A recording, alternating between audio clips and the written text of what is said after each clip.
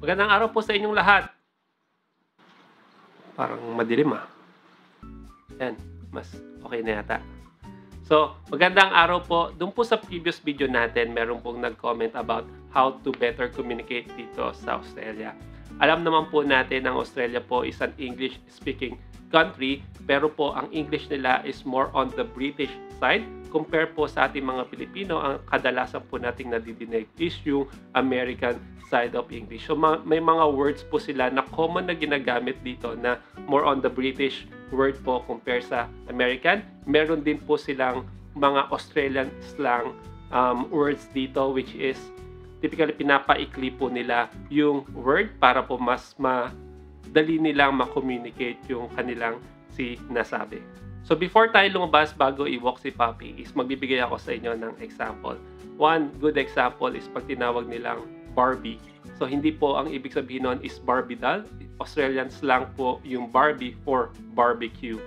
Meron naman po silang mga letters na kakaiba po ang tunog. For example po, letter H. So ang tawag po natin dito is H. Dito po, kailangan po nyong i-pronounce siya as H. So medyo mahangin. H. Ganun po. Another letter po na kakaiba sa kanila is ito po. Which is ang tawag po natin ay Z. Pero po dito, kailangan nyo po siyang i-pronounce as Z. Z. So meron naman po mga words na kapareho pag binigkas. Pero kapag in-spelling po dito is magkaiba po. So for example po is center. Ang American spelling po ng center is C-E-N-T-E-R. Pero po dito sa Australia or sa British, kapag sinabi po nilang center, ang spelling po noon is C-E-N-T-R-E. Pareho po sila ng pagbigkas pero magkaiba po ng spelling. So tara na po, ilabas na lang muna natin si Papi and medyo madami-daming lakad pero kikwentuhan ko po kayo. Ay, pakita ko po pala muna sa inyo tong ilaw. 1, 2, and that's me. Artista! So kahit sa mga hayop may mga tawag pa rin sila, no? So sa aso, ang nickname nila ay Dogo. Tapos sa kangaroo naman, ang nickname nila is Roo. So mas pinaikli siya. At syempre hindi papahuli yung lamok. Ang tawag nila or nickname nila para sa lamok ay Mossis. So kapag may kagat ka na lamok, tawag is Mossibite.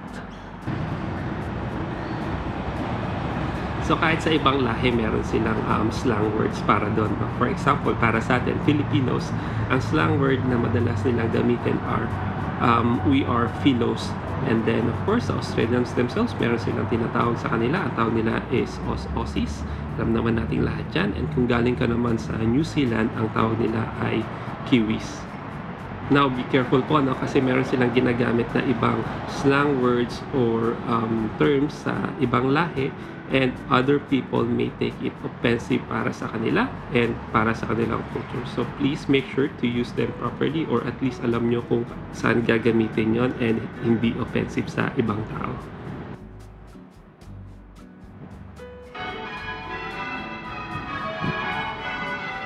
Simba na daw tayo. Sundin ko muna si Hana.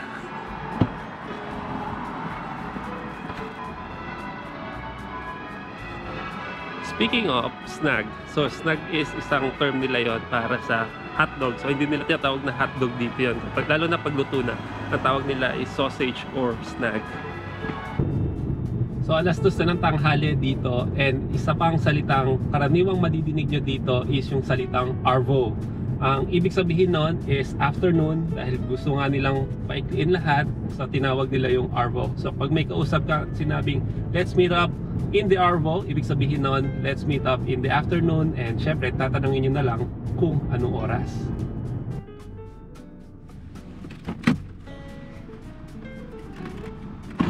May gusto ko sa Macas? Macas. Oh. G'day, what can I get for you? Hi, online order. Jeffrey. So ayaw ni Hanang McDonald's and ayun nga, yung tawag nila dito sa McDonald's is Macas. Di sa McDonald's pa rin pero tinatawag lang talaga nila as Macas. What was the rubber band? Hi!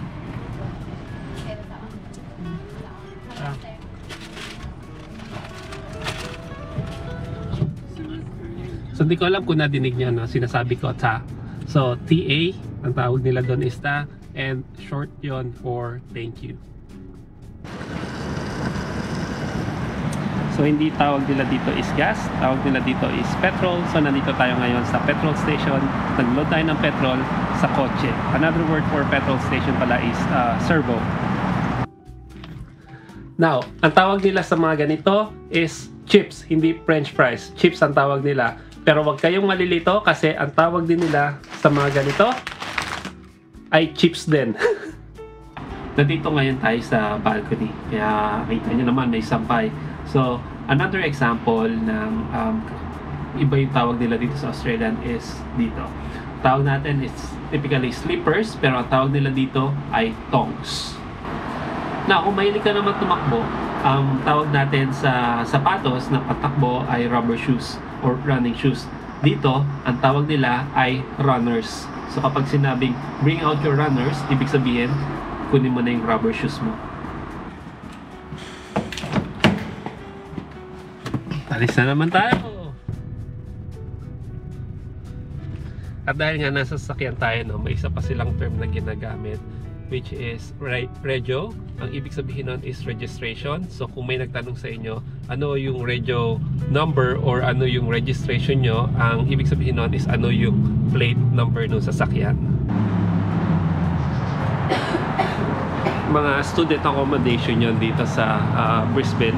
And dito pala sa Australia, ang tawag nila typically sa college or university, syempre papaikliin nila yan, ang tawag nila is uni. So yung university, madidinig nyo lang sila sa isang formal conversation etc. But typically, pag sinabi nilang saan ng uni mo, ibig sabihin saan ka nag-aaral ng college.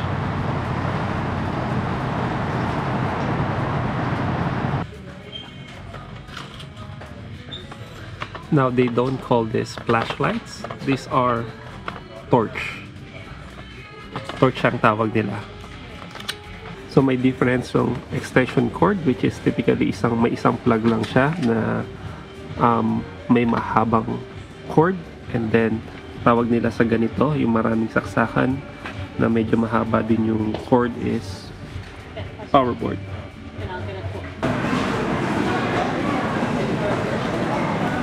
That is a bottle shop or what they call it here, bottle load.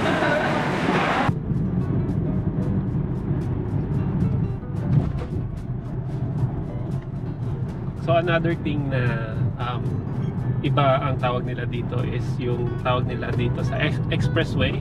Is it the expressway? Ang tawag nila is motorway. My way.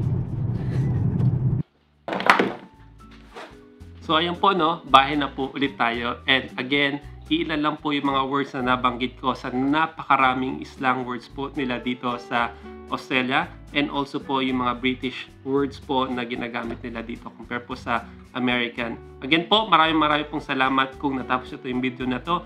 Ingat po kayo kung nasan man kayo at ano man ang ginagawa nyo. Babayu and congratulations kay Kaloy for winning the gold medal for the Philippines. Woo!